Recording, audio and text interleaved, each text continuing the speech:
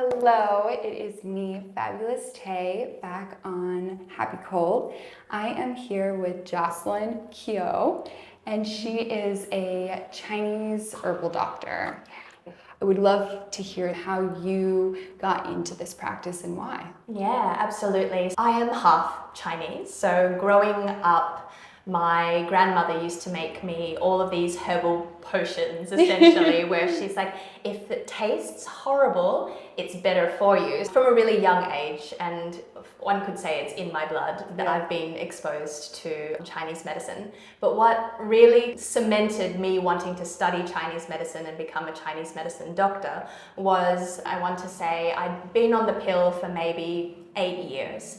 And it was coming to the time where I didn't feel like I was having normal emotional responses to things. And I was like, something is not quite right here. And one of the women I was doing my yoga teacher training with at the time said to me, oh, there's an amazing Chinese medicine doctor who I see for my menopause issues. And it's been a super seamless process. I think you should meet him. And I was like, oh yeah, Chinese medicine, of course, and it resonates so much with me growing up with it. So I went to see him before I just stopped taking the pill. And for 2 months before and 3 months after, I was taking weekly herbs, and the process was completely seamless. I had never been in so little pain, so attuned to how I felt in my body. And from then I was just like, wow, this medicine, like age-old medicine, is really powerful. And then after teaching yoga around the world, I was like, something is missing. I feel like I want to continue educating myself and inspiring myself by learning new things. So I went back and studied Chinese medicine and finished off my master's at the beginning of the year. Amazing. It's like, from a young age, the universe is pushing you in this direction with your grandma and you being so open to it. How do we find our passions? How do we find what makes us happy? When you stop looking and you open yourself up and you allow the universe to bring to you, the universe brought it when you were able to connect with it. Absolutely, absolutely. And without going into the history of where yoga comes from and Chinese medicine comes from, but they're a very similar lineage. One could say that Buddhism came from Hinduism and then there sprouted the medicine and the healing. So it was definitely the Eastern philosophy and the way one views the world, health and balance. It really inspired me. I find when I think about the way Chinese medicine works, poetic and beautiful, finding harmony and balance, because that's essentially what we look for, things which are out of balance and how we can bring them back to balance, not just in acupuncture and herbal medicine, but then the rest of the time when you're out there doing your life, this is where the work needs to come from. So really understanding the state that you're in, it really makes a big difference in the way that you can integrate the medicine and all of the different aspects of your life to be able to achieve that balance and the moving target of harmony. You're doing the physical work and you're doing work on the physical body, but that work is energetic work as well. That's then focusing on the mind and then ultimately the spirit as well. You can't have the balance without all three. Yeah, absolutely. One of the reasons why I was drawn to Chinese medicine as well, and the more I learn about it, the more I fall in love with it, is that we never just look at one aspect of you. Your physical manifestations are usually an accumulation of something that's happened to you emotionally or energetically that might still be stuck in the body or you unknowingly have held onto.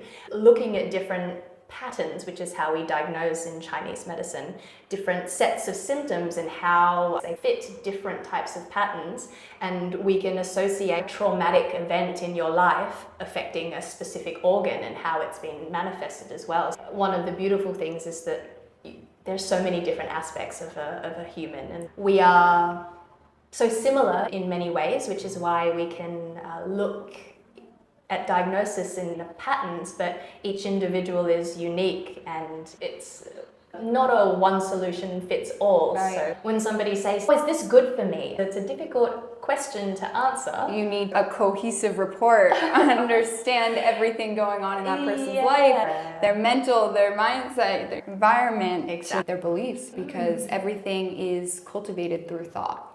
Precisely. Getting that person back to their equilibrium. How do you incorporate thought? How does that resonate with getting someone energetically back into balance? There is more than a million different ways to look at the same thing. Yeah. When I look at this table, it might be completely different from how you look at this table. Still, when I return back to the medicine, it's all about balance. In Chinese medicine, there's no such thing as a bad emotion. The duality of good and bad, we acknowledge that it's there, but they don't exist without each other. So when we see something that's out of balance, it's not necessarily a good thing or a bad thing. It's more how can we acknowledge the state that you're in and how you've got to that state and bring that back to balance. So when we have sadness or anger, that's our body, our emotions, our whole being trying to tell us something. We might not be terribly drawn to those feelings, but it's trying to tell us something. Yeah. And if it stays trapped within us, if we don't find healthy ways to move through and to release them, then that is ultimately one of the largest causes of disease. Which correlates with having to deal with our emotions, having to face subconscious thoughts and beliefs that have been stored in our bodies for maybe even decades. Exactly. Or if we want to go back further, ancestral and past lives. Generations, right? absolutely. Earlier you mentioned Chinese medicine is all about patterns. I find that very fascinating. I would love to dive into that and learn a little bit more about what these patterns are. When we look purely physically at the body, we have different organs which perform different functions. There's the physical organ, and then there are channels around the body which are associated with that organ. For example, something that's really common that we see just because of our Western lifestyle is that we're exhausted, we overwork. Some of us may have had copious doses of antibiotics and it's damaged our gut flora. Digestive issues is where I'm heading towards. And in Chinese medicine, when we digest things, it's not just our food. Our digestive system is a way that we can see how you are digesting things. Thought, emotion, food and drink. If you are exhausted, if you either lean towards constipation or diarrhea, if you've got bloating, if you're a little bit foggy-headed, all of these signs points to a deficiency in our spleen and stomach, which is the two organs which govern our digestive system. When we overthink, there's lots of thought to digest.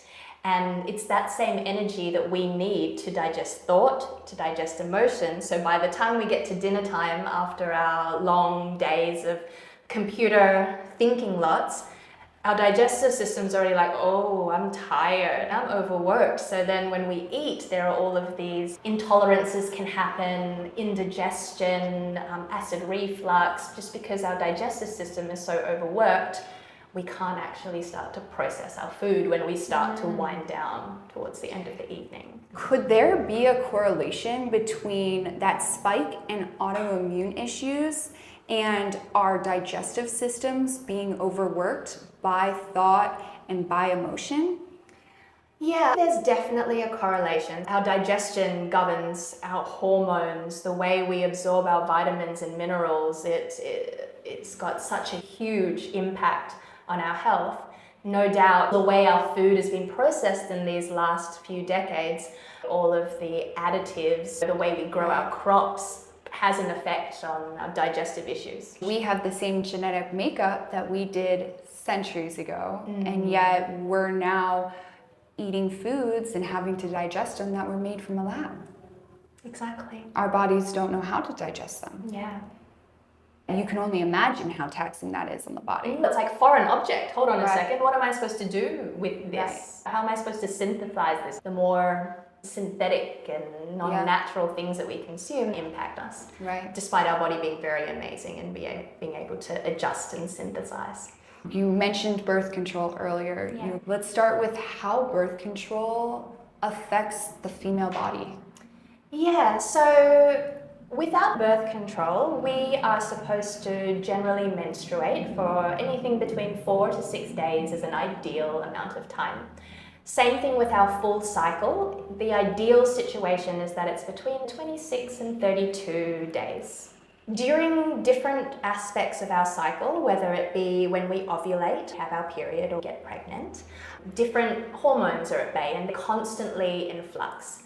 And there's a natural cycle of when we're supposed to have more progesterone, more estrogen, whether our luteinizing hormone or our follicle stimulating hormone are activated. The pill basically tricks the body into not menstruating and up until the point where you stop taking the pill, and then that's when the body's like, oh, I've got to bleed, and then it just bleeds on the days, which are essentially sugar pills. So the hormones tricks the body into not going through that natural process of the fluctuations and cycles of our hormones and how they interweave with each other. When you think about something stopping the natural flow, acupuncture is all about balancing and releasing the stuck energies. Your energy can't physically flow optimally, and everything can't be balanced if you're causing these blockages.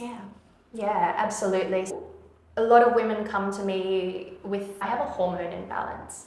Because we should have different levels of certain hormones depending on when we are in our cycle, it's really hard to really understand what is going on with a hormone imbalance. The way we look at it in Chinese medicine is like the heart-kidney axis. Our kidneys govern our water. They like to be cool, and it's their element. They govern the water passages. The heart is the fire element. It basically fuels our heartfelt desires, our emotions. When we get that, some PMS symptoms are the emotional kind of roller coaster before we get our period, it's because there's blockages. Ideally, we're supposed to know when we get our period, not have pain, emotional turmoil, or feel like you're a completely different person. We see that there's too much heart fire if you're feeling extremely angry or extremely sad, emotional. Exactly. Start crying for no reason. Oh my God, that's a fluffy duck. Why am I crying? We should notice there is a change, but it shouldn't be so extreme. The imbalances that we see, there are two extreme things happening. The energy of the water to calm that heart fire down, or if you're not bleeding that much, if you're cold feet, cold hands, there might not actually be enough fire to warm up the kidney, so that particular balance and all of the hormones that are secreted on that particular axis is out of whack. When we think hormones, we think heart and kidneys. Going back to this concept of pattern. Yeah. What are these patterns compared to what the pattern should be? Women are generally more yin. Men are generally more yang. If everything is perfectly imbalanced, you should have a little bit more substance, a little bit more coolness, and a little bit more fluids. But what happens with losing blood every single month, along with the lifestyle of overthinking, and we overthink, we consume qi and blood. With that, taxing the digestive system, can't create from the fuel that we're trying to fuel ourselves with. It sounds like a lot of the issues that patients are coming to you today about are a result of all these external forces that are manipulating the way in which our cycles flow. Yeah, absolutely. We're told that we can have it all and we're told that we can do it all. Right. But it's not listening to our cycles. We all exist in society and we all choose our own path, and we are so fortunate to be able to choose our own path. But knowing that we all have limitations. If we were sitting here really tuning in and listening to our bodies and their cycles, depending on our age and how we feel, we would be more conscious, because the way the medicine works is Chinese medicine can assist in working towards your health goals. The most ideal situation is that I keep you in health, and that every week, every month you come and see me, so we just take a look at what's going on in your health so that you stay healthy. Almost like software reboot. Every couple months, a year, there's a new iOS software update on the cell phone. We need to do the same thing for our body. Absolutely. Reaching fabulous health, it's about maintaining. It's about maintaining not just your body, but your mind, spirit. Is there a correlation between patients that are happy and experiencing joy? Yeah. Are those the ones that are there for routine checkups? The more you maintain your health, the more sensitive you are to imbalances. So the people that come and see me with that sparkle in the eye and they see me regularly, they're much more attuned, and what they're coming to see me for is much more subtle and can be managed and maintained much, much quicker. In Chinese medicine, all of our emotions are an expression of one of our organs. For example, the heart is the governor of emotions, and its main emotion is joy. If you are eating food and you feel guilty about it, or if you're eating because of sadness, the body doesn't break down and accept the food with as much joy. It is the state of your digestive system and the state in which you're in when you consume it. You can eat the healthiest diet. If you're anxious when you eat, your body is just going to be like, this is not the time. This is fight or flight time. I need to get out of here. So it doesn't prioritize the digestive system. It's prioritizing I need to go and do something about this. I need to get my cortisol level down. And eating at that particular state will literally just run straight through you.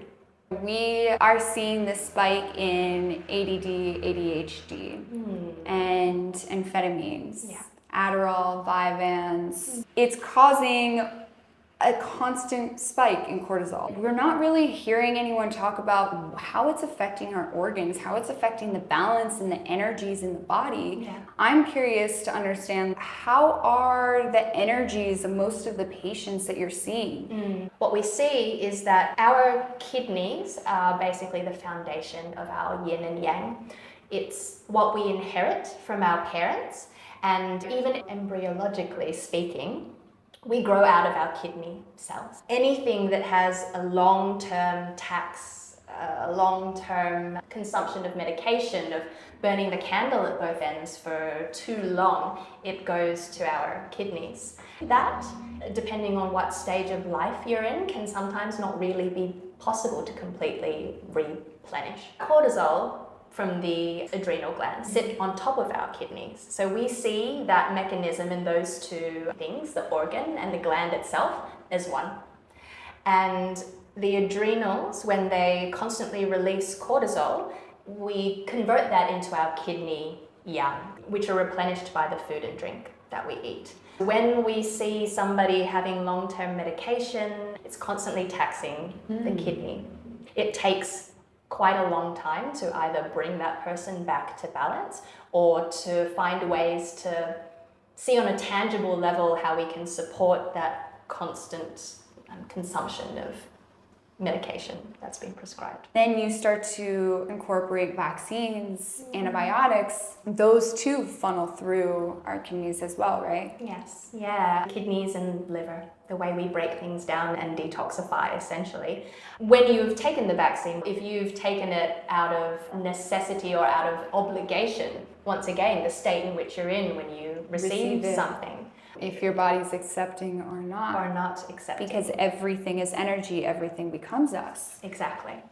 I feel like we could, go down the rabbit holes forever, but Absolutely. Understanding a little bit of how you see acupuncture and its relationship to reaching fabulous health, that optimal state of health, but also optimal happiness and experiencing joy. How can you use acupuncture to help you on this journey?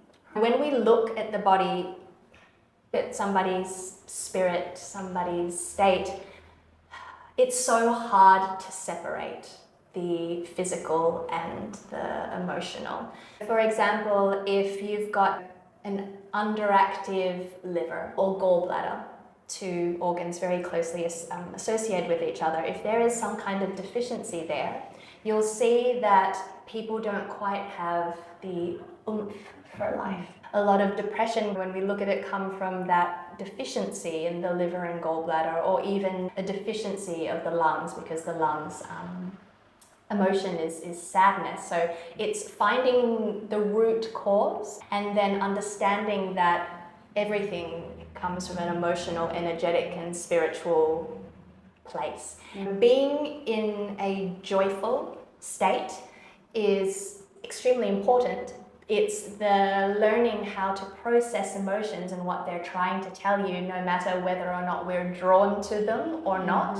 Joy is an easy one. I'm joyful, I'm happy, I feel content. Right. But then it's working through the challenging emotions, which tend to cause the most havoc in our balance, in our meridians, in our organs. So it's the re-education of not wanting to constantly strive for happiness, because that's impossible. We don't know what happiness is unless we have sadness. Yes, we should strive for positivity in general, because we've been blessed with this little life we've been given, but it's learning and educating ourselves, and hopefully educating a generation on how to be with whatever is, and knowing how to move through that in a helpful and healthy way. It's almost like acceptance. Yeah, that I've been blessed with being able to feel a spectrum of emotions. My happiness will pass, my joy will pass, just like the sadness and anger, regret, all of that will move through if I allow it to. If you resist, it creates those blockages. Exactly. It's like then, shove too much right, into the corner. And your body's holding on to it, and then blockages, energy's not flowing, and that's how disease starts to forming. Exactly. Moving through, knowing that this too shall pass. All of these things, our ability to be able to feel is a gift. What advice can you give someone who's trying to work on maintaining balance? Yeah, absolutely. So I think all of this comes and stems from awareness. We have so much access to so much information. Where does one even start? Sitting, meditating, digesting, feeling, and being with whatever throws you out of balance. And then little by little, because unfortunately we can't take a pill for awareness, little by little you start to notice more and more things, but that space needs to be created. And whether it's going for a 15-minute walk in the middle of your day and literally taking space from your workstation, whether it's been like, you know what, I'm sad right now, I need to work through my day. When I get home, I'm going to create 10, 15 minutes for myself to sit there and be with myself and be with that feeling, understand where it comes from, because with that knowledge and understanding is how we move through things, how we let go, how we surrender even into it, rather than constantly trying to battle with, I don't want to feel sad. Can I just accept that as a part of me, and maybe what I've experienced, it's truly productive to be sad. Right. It's about constantly creating little pockets of time and allocating it and having that discipline to actually do it and to be with yourself, rather than trying to sweep things under a rug before it gets to a huge pile, and then it's like, oh whoa, and it's all too much. It's too much to handle. Slowly chipping away. Exactly. Refinement, that's what we essentially want to get you to, because you could be in perfect balance right now. Something happens, throws it all out of balance. Ideally, we learn the skills to rebalance and to self-soothe. And then with different aids, whether it be acupuncture, Chinese medicine, going for a run, making sure that you're constantly moving and listening to your body as well, being with yourself, creating space. It's so hard to describe what the benefits of meditation is. It's one of those things where it just slowly infuses and trickles into your life, and all of a sudden you're realizing, I didn't react the same way as I would have 2 months ago. Yeah. The thing is, it's all work. It's all time that you need to either choose to dedicate or not, and then you see what happens in the future. Yeah. If you're not going to invest in yourself, then who is? Exactly. Nobody else can do the work apart from you. And ultimately, you can see hundreds of different therapists, but we can't handhold you through life. It's something that you're going to have to navigate for yourself with help, of course, but the living bit is entirely up to you. It's amazing to connect with experts in all these different fields and notice a patterns. That's it. Ancient medicine. They knew it years ago.